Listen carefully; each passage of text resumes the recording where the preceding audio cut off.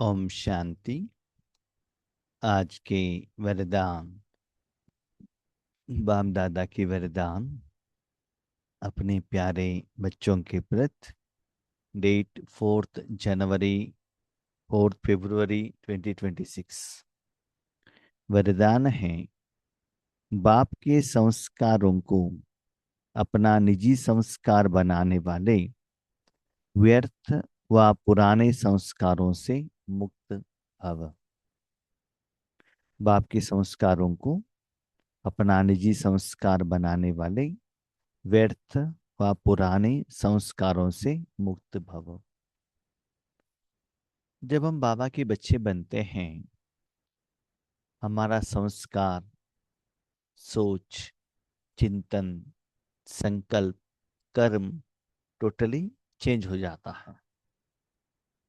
एक ही बार तो चेंज नहीं होता है, स्लोली चेंज हो जाता है। ज्यादातर हम ईश्वरी सेवा करने का मन है तो आप ईश्वरी परिवार के लोगों के साथ में रहेंगे। जो भी फोन करते हैं आपके मुंह से पहले आता है ओम शांति, और ब्रदर और सिस्टर, भाई बहन आ जाता है। लौकिक में रहेंगे तो आंटी, अंकल, सर, मैडम, ऐसा आ जाता है। बाबा के बच्चे बनते हैं, खान पान, रहन सहन, सोच, चिंतन, कपड़ा सब चेंज हो जाता है। और जिनसे भी बातें करते हैं, ईश्वरीय पुरुषार्थ के बारे में ही बातें करते, तो स्लोली वो संस्कार आप में चेंज होने लगता है, ईश्वरीय संस्कार की तरफ आपका आ जाता है। यहाँ आने के बाद भी कभी कभी व्यर्थ संकल्प चलते हैं। हमको ज्ञान पहले मिलना चाहिए था, इनके साथ हमारा शादी क्यों हुआ, कुमार कुमारी होते तो और भी साधना बहुत अच्छा कर सकते थे। ऐसे अलग अलग रूप में व्यर्थ, पास्ट के बारे में, वर्तमान के बारे में, भविष्य के बारे में आ जाता है। और पुराने संस्कार भी जो देह अभिमान के वश जो आता है, बहुत अच्छा कपड़ा इकट्ठे करना, वैरायटी भोजन खाना, घूमने के लिए जाना, ऐसे वैरायटी ये संस्कार हमको स्लोली वहां से अलग होना पड़ता है। अपने जिंदगी में चेक करेंगे, लौकिक से भी अलौकिक में परिवर्तन हुए हैं। स्थूल में तो चेंज हुआ है, भोजन वहां का जो खाते थे वो नहीं खाते हैं। लेकिन मन में चेक कीजिएगा, बाप का संस्कार क्या है? सदा ईश्वरीय सुख सभी को देना, सभी के ऊपर दया दिखाना, सभी को दान देना, अविनाशी खजाना देना, ये शिव बाबा का संस्कार है। और हम लोगों का संस्कार क्या है? हमारा परिवार अच्छे रहे, मेरे बच्चे अच्छे रहे, हमारे पास धन ज्यादा हो, बिल्डिंग ज्यादा हो। इसका मतलब तन, धन, जन के तरफ हमारा अटेंशन है, उसको स्टॉक करने में। और वो इंद्रिय द्वारा इस दुनिया में उसका कनेक्टेड जो भी साधन मिलता है, उसका सुख अनुभव करने में ही हम बिजी हो जाते हैं। इसलिए बाबा कहता है, बच्चे पहले से भी थोड़ा इम्प्रूवमेंट्स है, लेकिन और भी थोड़ा बाप समान बनाना है। तो बाकी ये सभी संस्कारों को क्या करो, स्लोली कम करते आ जाओ। रूहानी कमाई करना, उसमें नेक्स्ट लेवल में जाना, वही कमाई सभी को बांटना, उस कमाई द्वारा अपना और दूसरों को समस्या का समाधान के लिए आपको निमित्त बनना। जिनको भी सहयोग देना है, रूहानी शक्ति द्वारा देना है। पहले तो हम क्या करते थे, कोई आते हैं तो धन देते थे, नहीं तो फिजिकली जाकर उनको हेल्प करते थे। उसके बाद ज्ञान सुनाने का, ऐसा नहीं ऐसे करो। अभी डायरेक्टली शक्ति देने का जो संस्कार है वो चेंज करना है। तो वर्तमान समय आपका जो व्यर्थ में चल रहा है, पुराना जो इंद्रिय सुख का संस्कार है, संस्कार से मुक्त होते चलो। कोई भी व्यर्थ संकल्प व पुराने संस्कार देह अभिमान के संबंध से हैं, आत्मिक स्वरूप के संस्कार बाप समान होंगे। पुराना संस्कार, मुझे नाम मान शान चाहिए, मेरे पास गहने ज्यादा चाहिए। अभी समझ लीजिए, आज आप जानते हैं कि गोल्ड का रेट कितना है। आप लोग सोचते होंगे थोड़ा टाइम पहले हमने थोड़ा गोल्ड रखा होता, आज लाखों रुपए हमारे पास होता था ना। हाँ? लेकिन हम ये नहीं सोचते हैं, रूहानी शक्ति हमारे पास है तो 2500 साल तक हम दे सकते हैं ना। वो कमाई की तरफ भी नहीं सोचते हैं, और पद्मा पदम कमाई दान, उससे आपका कितना अपने हिसाब किताब में इंप्रूवमेंट्स हुआ, उसको हम चेक नहीं करते हैं। तो पुराना संस्कार दी अभिमान, शरीर को सुंदर बनाना, बहुत अच्छे अच्छे घर में रहना। अभी तो पहले छोटे बच्चे थे, सिंगल बेडरूम में काम चलता था। अभी डबल बेडरूम चाहिए, टू व्हीलर चाहिए, कंप्यूटर चाहिए। बच्चे बड़े हो गए हैं, बच्चे अच्छे कपड़े चाहिए, उनको इंजीनियरिंग सिखाना है, ऐसे सोचते हैं। देह का कनेक्टेड, उसके बदले उन आत्माओं को ईश्वरीय शक्ति देके वो भगवान के बच्चे बने। सारे विश्व हमारा परिवार है, उन सभी लोगों को ईश्वरीय भोजन खिलाए, ऐसे स्मृति, ऐसे अटेंशन क्यों नहीं आता? तो बाबा कहते पुराना जो संस्कार है उससे देह का कनेक्टेड होता है, और मैं ऐसा हूं, माना मेरे पास इतना पैसा है, इतना बिल्डिंग है, मैं इस पोस्ट पोजीशन में हूं, मैं इसका बच्चा हूं, उसका कनेक्टेड रहता है। और बाप का संस्कार क्या है? आत्मिक स्वरूप, माना बाबा के पास क्या है? शांति, सुख, आनंद, प्यार, आत्मा को जो चाहिए वो बाबा के पास में है।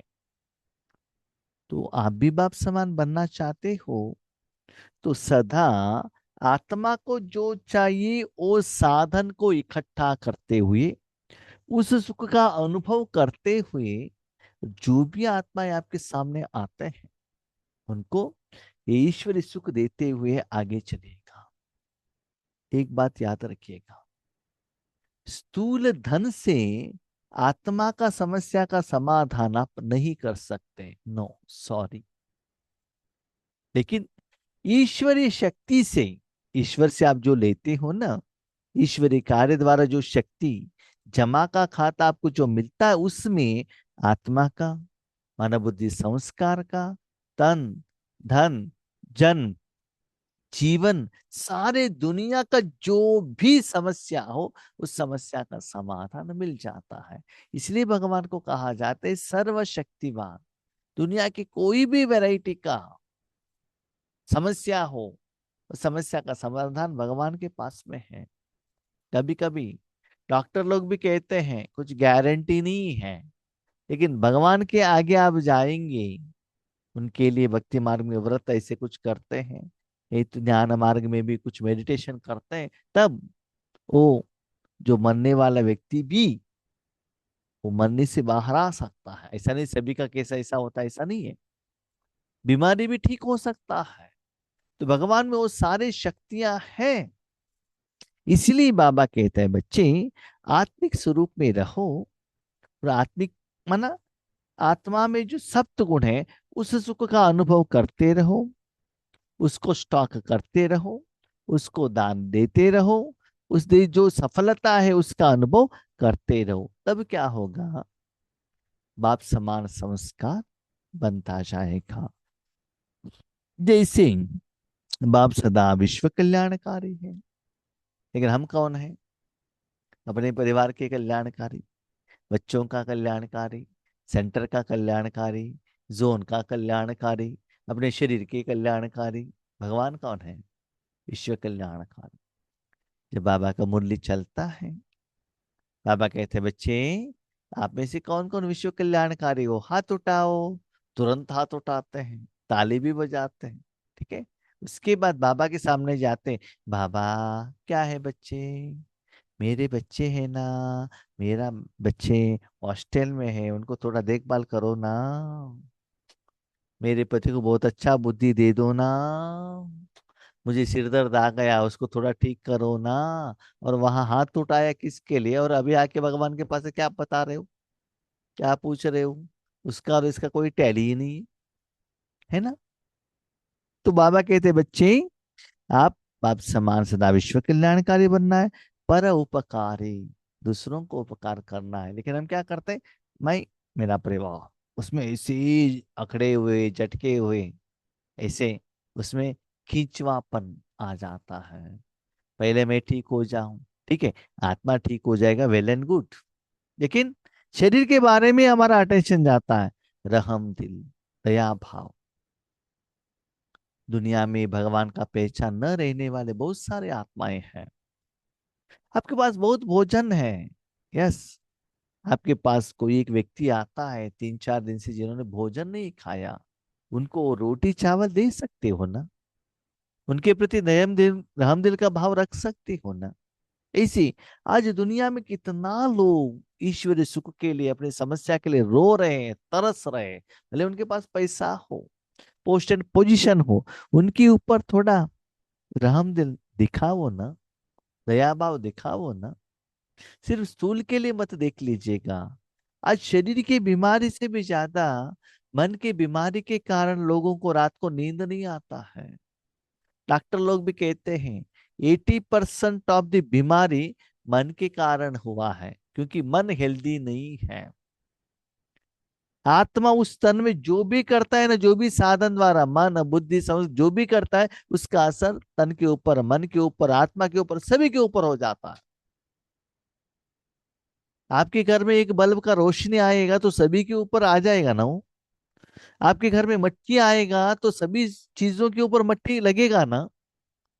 ऐसे ही शरीर और आत्मा के ऊपर कोई एक साधन में कुछ हो गया तो उसका असर सभी के ऊपर पड़ जाएगा। यस।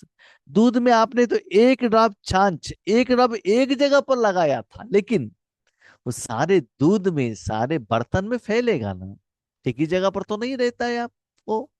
ऐसे ही आपके जो भी साधन, कोई भी एक साधन डिस्टर्ब है, कोई भी कारण से, उसका असर आपकी जिंदगी में जरूर होगा।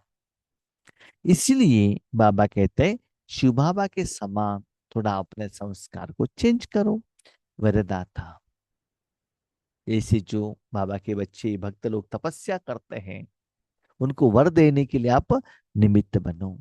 ऐसे ही स्वयं के संस्कार नेचुरल बन जाए। इसी बाबा के साथ रहते रहते रहते रहते क्या हो जाएगा, नेचुरल हो जाएगा। पहले क्या होता था ना, कहाँ भी ईश्वरी सेवा करने के लिए जाते थे, सोच कर जाते थे आज कैसे भाषण करे, क्या कहे, कैसे कहे, सोचना पड़ता था। मेरा अनुभव मैं आपको कह रहा हूं। लेकिन आज हाथ में मुरली है तो काफी है, मुरली रहना चाहिए बस। अरे 2 घंटा, 3 घंटा, 3 दिन, 4 दिन, आप कितना समय कहते हैं उतना समय ज्ञान गंगा के रूप में आता ही रहता है, डर ही नहीं रहता है। आज भी वरदान के पहले सोच रहा था कि सोचने का जरूरत नहीं है, माना वो हर एक को बाबा कुछ विशेषता वरदान दे देता है ना। जैसे आप जानते हैं शिवानी बहन, कहाँ भी रहो वो प्रिपेयर करके नहीं आती। इवन हमारे वर्तमान समय के प्राइम मिनिस्टर जी को देख लीजिएगा, कहाँ भी ज्यादातर, मैंने तो नहीं देखा, देखकर भाषण करना, उसके आगे ज्यादातर पेपर नहीं रहते, ऐसे कहते। और कितना उनको जिम्मेदारी है, फिर भी वो सभी बातें वो कैसे याद रखते हैं, कैसे प्रिपेयर करके आते हैं, है ना। तो हर एक में भगवान कुछ ना कुछ विशेषता देते हैं। मैं कभी कभी सोचता हूँ, कोई एक शॉपकीपर रहता है, कितना हजारों आइटम रहता है उनके पास, लेकिन सभी का रेट उनको मालूम है ना। वेजिटेबल बांटने वाले अनएजुकेटेड है, लेकिन उनको सारा वेराइटी का रेट मालूम है। 2 केजी को कितना पट से बताएंगे, क्वार्टर केजी के लिए कितना पट से बताएंगे, एग्जैक्ट रहता है, कैलकुलेशन में पक्का रहता है, क्योंकि उसमें वो आत्मा एक्सपर्टाइज है। ऐसे ही आप जितना बाबा के साथ में रहते हो ना, ये आत्मा के कार्य में, ईश्वरीय कार्य में आप मास्टर बन जाएंगे। वो कर्म आपके लिए संस्कार नेचुरल बन जाएगा। माताओं को भोजन बनाना नेचुरल बन जाएगा। कोई कोई लोगों को झूठ बोलना ही नेचुरल बन जाएगा, वो सच्ची ज्यादा नहीं बताते, सदा झूठी बोलते रहते हैं। संस्कार बनना अर्थात संकल्प, बोल और कर्म स्वतः उसी प्रमाण चलना। जब एक बार आप में संस्कार आ गया तो आपका संकल्प, बोल और कर्म स्वतः उसी प्रमाण चलता है। जैसे कि हमारे में एक संस्कार है, thank you thank you thank you thank you कहना। कुछ भी कोई करे, मन से या मुख से थैंक यू। एक बार एक भाई जी हमारे से भी बड़े थे, उन्होंने कहा थैंक यू क्यों कहते हो। हमने कहा ठीक है, संस्कार बन गया ना। उसके बाद वो काम कंप्लीट हुआ और मुख से थैंक यू आ गया, क्योंकि वो आप थैंक यू कहने की तरफ अटेंशन नहीं रखते हो, तो थैंक यू अपने आप आ जाता है।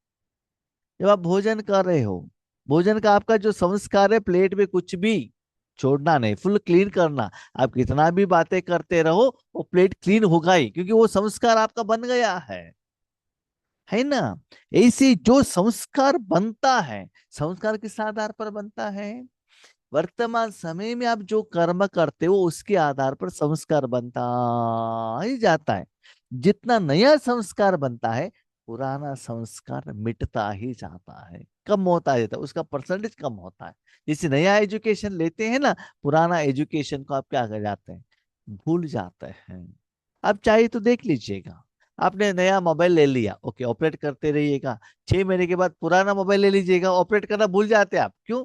6 महीने से तक उसको ऑपरेट नहीं किया है ना, तो नया मोबाइल ऑपरेट करना आ गया आपको, है ना। ऐसे ही जब संस्कार अच्छा वाला हो, उसके आधार पर संकल्प, वाचा और कर्मणा स्वतः परिवर्तन हो जाएगा। जीवन में संस्कार एक चाबी है, जिससे स्वतः चलते रहते हैं, फिर मेहनत करने की जरूरत नहीं रहती। एक व्हीकल है, चलाना है तो पहले चाबी डालना पड़ेगा ना। चाबी ऑन करेंगे तो वो रनिंग में रहेगा, चाबी ऑफ है तो बंद रहेगा। ऐसे आप में जो संस्कार है वही चलता रहेगा। फॉर एग्जाम्पल हमारे मन में, हाँ, सुबह अमृत वेले उठना है, उसके बाद मुरली क्लास करना है, इवनिंग नुआ शाम योग करना है, नेक्स्ट ईश्वरी सेवा क्या करना है, किन किन को फोन करना, वही चलता रहता है। ठीक है। अब माताओं में क्या चलता है, कल ब्रेकफास्ट के लिए क्या बनाना है, क्या क्या वेजिटेबल स्टॉक है, बच्चों का एग्जाम कब है, उसके लिए क्या करना है, दोपहर के भोजन में क्या बनाना है, दोपहर में बनाया हुआ क्या क्या है, शाम में कौन कौन आएंगे, किस किस को क्या क्या भोजन, यही आपका चलता रहेगा। बिजनेसमैन का क्या चलता रहेगा, बिजनेस कब ज्यादा होता है, कब कम होता है, कब क्या लेना है, कब क्या नहीं लाना है, कब प्रॉफिट है, कब लॉस है, उसमें ही चलता रहता है। हाँ? एक बस बस ड्राइवर, उसके पास दूसरा बस ड्राइवर मिलता है, वो बस के बारे में ही बातें करते हैं ना, क्योंकि दोनों ड्राइवर है ना, अपने डिपो के बारे में ही बातें करेंगे, है कि नहीं। हाँ, समझ लो, वही बस ड्राइवर बीके है, बाकी एक बीके मिला बाजू वाला, तो वही बीके ज्ञान के बारे में ही बातें करेगा ना। तो यही बाबा कहते हैं, संस्कार बन जाएगा, वो चाबी ऑन किया तो स्वतः वो चलता रहेगा। जैसे मेरा है, मुझे स्टार्टिंग प्रॉब्लम है, ठीक है। एक बार हाथ में मुरली आ गए ना, स्टार्ट हो गया ना, तो मुश्किल से उसको बंद करना पड़ेगा, नहीं तो चलता रहता है चलता रहता है चलता रहता है। क्यों? प्रैक्टिस हो गई है ना। एक बार आप घर से निकले, रेगुलर आप घर से सेंटर जाने का रूट मालूम है। कभी कभी क्या होता है मालूम है, आप घर से निकले टू व्हीलर में, रेगुलर आप अपने सेंटर पर जाते हैं। उस दिन आपने सोचा था ऑन दी वे बीच में कुछ कपड़ा लेकर जाना है, वेजिटेबल लेकर जाना है, नहीं तो वापस आने के टाइम पर लेना है, इसे सोचा था। लेकिन रेगुलर प्रैक्टिस होने के बाद वहां से टू व्हीलर में जाते डायरेक्टली आकर घर तक पहुंच जाएंगे, क्योंकि बीच का ये सब्जेक्ट है ना, वो भूल जाते हैं, क्योंकि रेगुलर संस्कार है ना आपका। वहां से निकले, यहाँ आकर पहुंच गए। वैसे ही ईश्वरी सेवा करना, रूहानी सुख देना, ये संस्कार बनाते चलो, तो वो क्या हो जाएगा आपके लिए, सहज हो जाएगा। अब चाहिए तो देख लीजिएगा, 15 दिन 1 महीने कंटिन्यू अमृत वेले उठिएगा, एक दिन नहीं उठे तो आपको लगता है कुछ मुश्किल का अनुभव हो रहा है, इजी नहीं चल रहा है, कुछ कमी कमी कमी का एहसास हो रहा है, ऐसा लगता है ना। कोई ठीक से चाय पीता है हर रोज उस टाइम पर, थोड़ा आधा घंटा लेट हो गया तो उनको लगता है मैंने कुछ भूल गया, समथिंग इज गोइंग रॉन्ग, ऐसे लगता है ना। तो ऐसे संस्कार, सब कुछ काम करता है, एक चाबी का काम करता है। स्लोगन। आत्मिक स्थिति में स्थित रह अपने रथ द्वारा कार्य कराने वाले ही सच्चे पुरुषार्थी है। मैं आत्मा अलग हूं, शरीर अलग है, ड्राइवर अलग है, कार अलग है, बर्तन अलग है, भोजन बनाने वाले अलग हैं। ऐसे आत्मिक स्थिति में स्थित रहा। आत्मिक माना मैं आत्मा, आत्मा का जो सप्त गुण है उस सुख का अनुभव करते हुए उसके बाद बाकी शरीर रूपी साधन द्वारा कर्म कराने वाले ही सच्चे पुरुषार्थी हैं। माना आत्मिक सुख का अनुभव करते हुए, अतीन्द्रिय सुख का अनुभव करते हुए क्या करना? अपनी जिंदगी को चलाना। फॉर एग्जाम्पल, आप ड्राइविंग के लिए बैठे हैं, नो डाउट आप ड्राइवर हो। ड्राइविंग के लिए बैठते हैं तो ड्राइविंग की तरफ अटेंशन रहता है। साथ में आपके साथ में कोई फ्रेंड है, अपने पहचान वाले हैं, बाबा के बच्चे हैं, उससे बात करते ही जाएंगे तो क्या होता है? ड्राइविंग का के स्मृति से भी ज्यादा जिनके साथ आप बात कर रहे हो ना, वो कर्म और वो स्मृति आपका ज्यादा रहता है। इसलिए वो जो आपका रास्ता जो आप क्लियर करते हो वो आपके लिए बहुत आसान हो जाएगा उनसे बातें करते करते करते। ऐसे बच्चे, हर रोज आपको कर्म करना है, लेकिन आत्मिक स्थिति में रहकर कर्म करना तो ईश्वरीय सुख, आत्मिक सुख अनुभव करते करते करते क्या हो जाएगा? आगे बढ़ते जाएंगी। बहुत सारे माताओं का अपना अनुभव भी है। कर्म करते करते बहुत अच्छा क्लास सुनते जाइएगा, बाबा का मुरली हो और किसी का भाई बहनों का क्लास है या बहुत अच्छा सॉन्ग है, सुनते ही क्लास कीजिएगा, आपको सुस्ती का एहसास ही नहीं होता क्योंकि अटेंशन उसकी तरफ चलता है ना। ऐसे सच्चे पुरुषार्थी कौन है? सदा आत्मिक स्थिति में रहकर शरीर से अलग होकर, हाँ शरीर को अटेंशन रखना है नो डाउट, लेकिन उसके तरफ परसेंटेज कम रखते हुए रूहानी कमाई की तरफ ज्यादा अटेंशन रखते हुए कर्म करना। और भी सिंपल एग्जांपल बताना है तो वर्तमान समय में आप देख रहे हैं सारे दुनिया में लोग जो भी कर्म करते हैं उसके साथ साथ मोबाइल पर भी बात करते हैं। वॉकिंग में है, मोबाइल में है, ड्राइविंग कर रहे हैं, मोबाइल में, फोन, भोजन बना रहे हैं, मोबाइल में, भोजन खा रहे हैं, मोबाइल में, जो भी करो क्या है? हाथ में मोबाइल है। एक दूसरे को भी नहीं देख रहे। दुनिया में देख लीजिए, कभी कभी हम देखते हैं बस में, कहाँ भी ट्रेन में जाते हैं, स्पेशली ट्रेन में सभी लोग मोबाइल लेकर बैठे हैं। ठीक है, उसके साथ कनेक्टेड हैं। इवन भोजन खाते खाते भी मोबाइल देखते हैं। ऐसे ही आपको सदा आत्मिक स्थिति में रहकर कर्म कीजिएगा, उनको बाबा कहते हैं सच्चा पुरुषार्थी। ओके, ओम शांति।